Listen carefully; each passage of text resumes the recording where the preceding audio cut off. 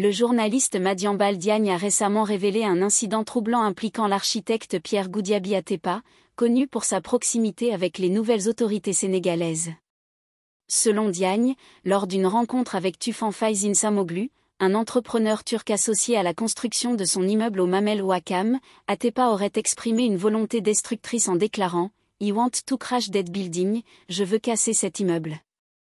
Ces propos, rapportés par Nsamoglu à Madiambal Diagne, ont laissé ce dernier profondément choqué.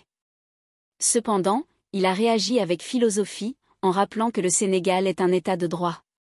Pourtant, peu après, le 19 août 2024, une équipe de gendarmes de la Direction de la Surveillance et du Contrôle des Sols, DSCOS, s'est présentée sur son chantier, exigeant divers documents tels que le titre de propriété, les autorisations de construction, et les plans visés.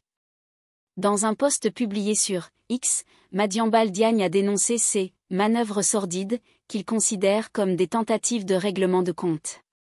Il rappelle que les équipes de la DSCOS ont déjà inspecté son chantier à plusieurs reprises depuis 2018, réclamant à chaque fois les mêmes documents, qui ont toujours été fournis.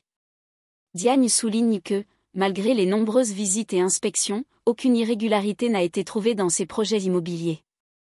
Il perçoit ces actions comme une tentative de le déloger du littoral et se dit déterminé à résister à ce qu'il considère comme une violation de ses droits de propriété. En conclusion, Madiambal Diagne a comparé son combat à celui mené par la chanteuse Aby Ndour contre Pierre Goudiaby Atepa, qui avait tenté de détruire son commerce sur la corniche de Dakar. Tout comme Aby Ndour, il est résolu à défendre ses droits avec la même détermination, soulignant qu'Atepa n'avait pas réussi à obtenir le soutien des autorités de l'État dans son affrontement avec Ndour.